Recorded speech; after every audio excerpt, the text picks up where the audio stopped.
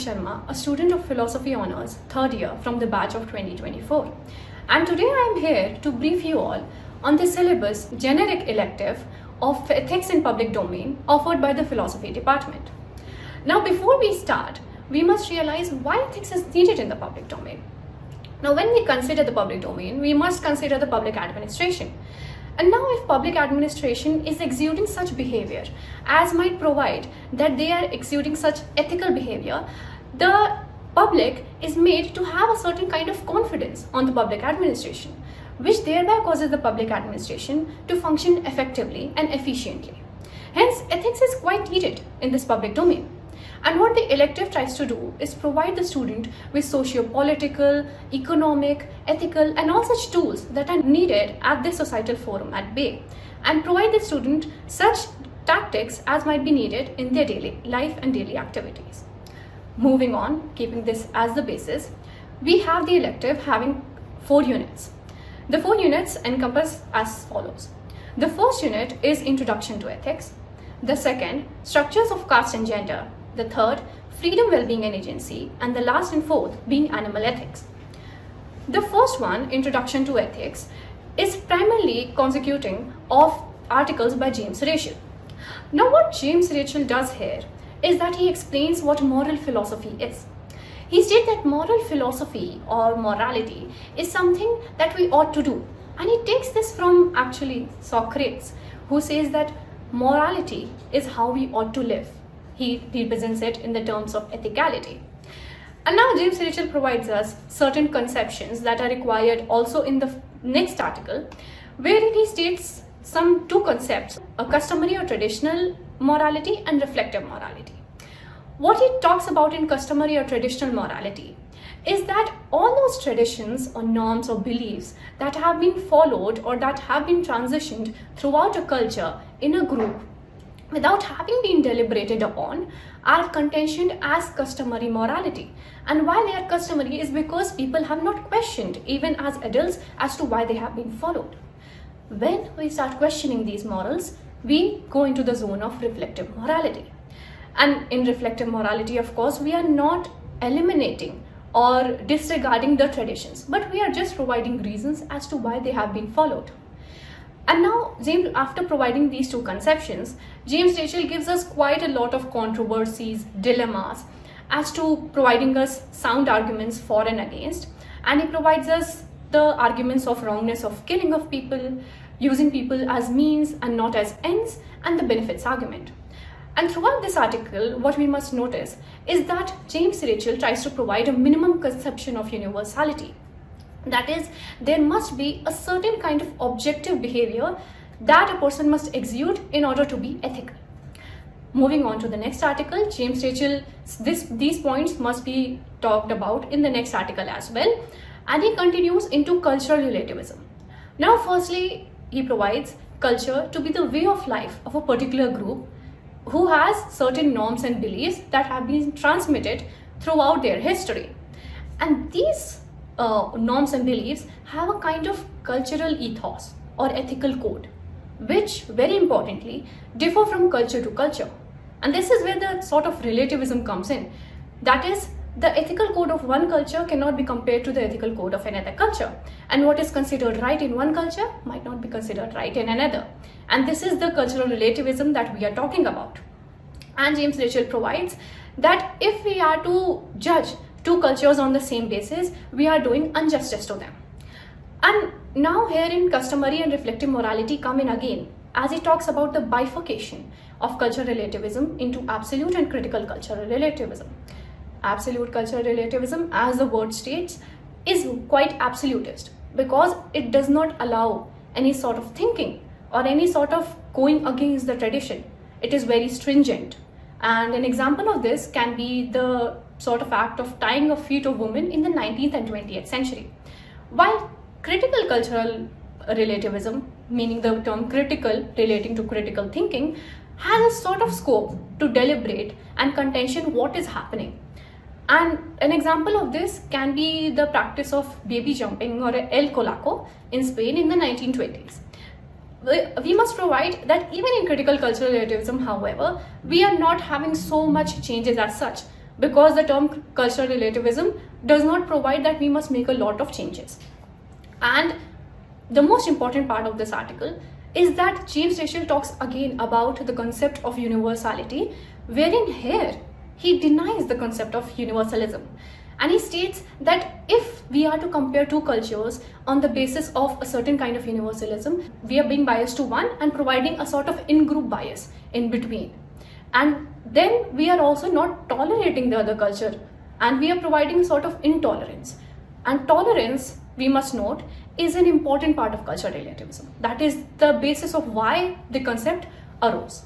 And so we have the entire first unit being encompassed in this. The second unit is structures of caste and gender. We talk about the structures of caste through the article of B.R. Ambedkar in Caste in India, Genesis and Mechanism.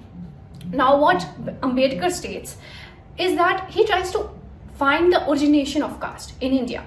And he states that there were firstly different cultures which were segregated.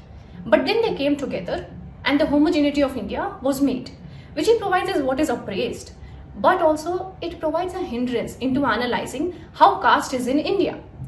And he states that this sort of hindrance has caused the misinterpretation and misrepresentation of caste in India. And because of this, we have a sort of hierarchical system of castes now in India, whereby the Brahmanas are being considered on the higher or hierarchy and the Shudras on the lower, which was, he states, or he provides the historical reason, not the case. Because earlier, these were not castes, these were Varnas. The Varnas were a sort of bifurcation of the society on the basis of their work fields, which were needed to supplement each other in a cycle. These were the Brahmanas, Kshatriyas, Vaishyas and Shudras.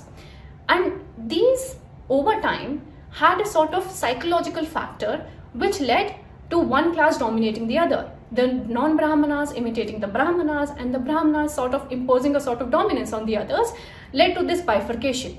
And this casteism that has arose in India has led to cutting off of a particular part of population into segments and segregating them and not allowing them to go beyond their caste and allowing the two to merge into each other.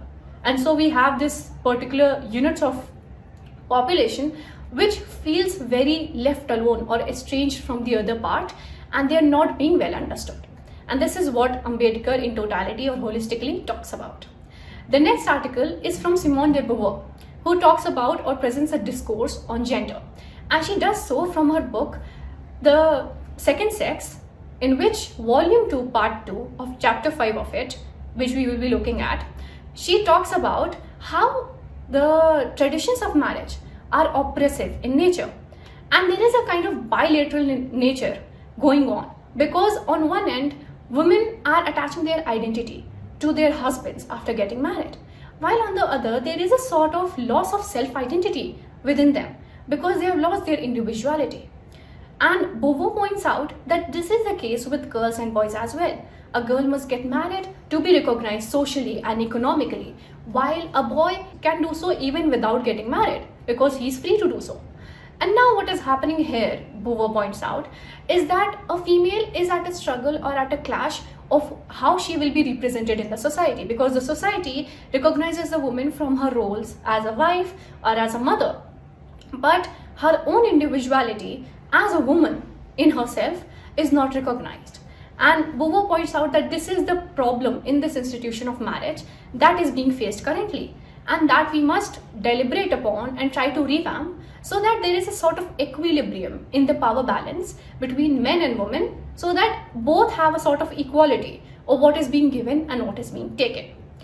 Herein, we are ended with the second unit and we go on to the third unit. The third unit is Freedom, Well-being and Agency, and it starts very well with an article of Amar Desai, who provides that we can judge people holistically on two bases, that is well-being and agency.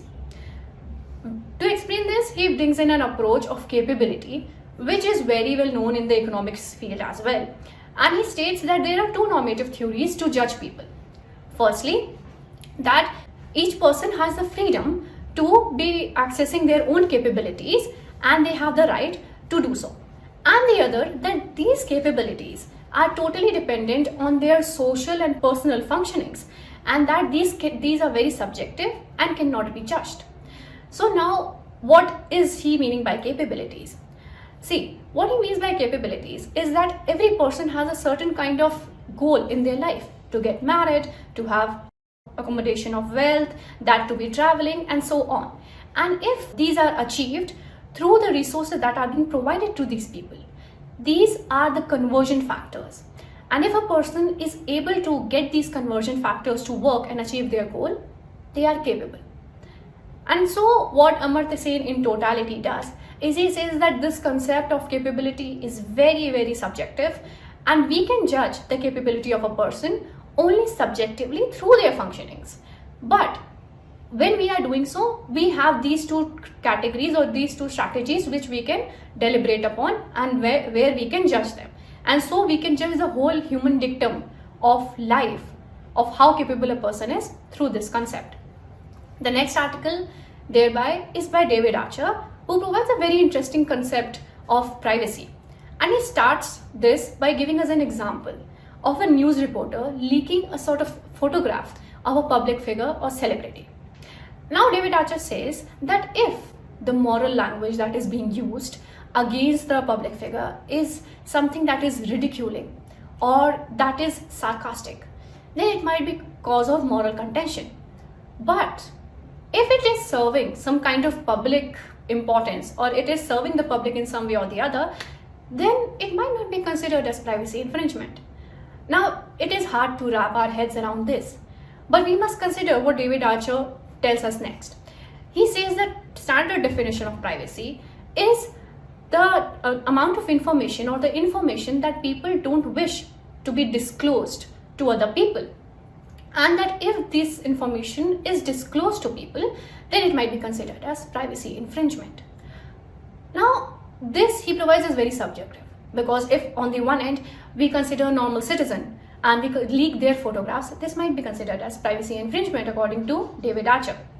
But if we have a public figure or a moral idol or a politician who the country is looking upon, who the public is looking upon, so if they are doing certain act which is not known by the public and which must be known by the public, then leaking a photograph of that sort might not be considered as privacy infringement. And so what David Archer does in this article is he highlights the uncertain nature of privacy infringement, privacy, and the whole standing of ethical nature in this sorts. This completes the unit 3. The unit 4 in totality has only one article focusing on animal ethics. And this article is provided by Peter Singer, who does not stand back and outrightly states that humans must give equal rights to that of animals. And how he provides this is that he states that humans have a sort of intrinsic dignity bias, whereby they think that they are on a higher pedestal than other animals. And these are because they have sort of human accolades of intelligence, emotions, rationale, and making pragmatic reasons, which they think are only presented to themselves and not to other animals. And he says that this is a sort of speciesism that humans have within themselves, and which they think is because they have been provided all of these traits so as to be superior in the hierarchy with other animals or other entities of other kingdoms.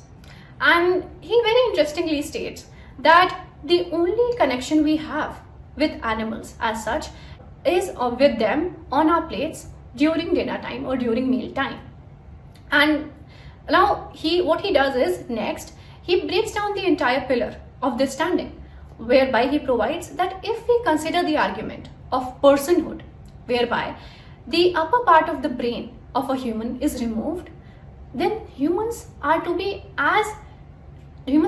even more burdensome than animals or trees, because they can sustain themselves while humans cannot, because the upper brain is the part that rationalizes, that is pragmatic, that helps them to reason.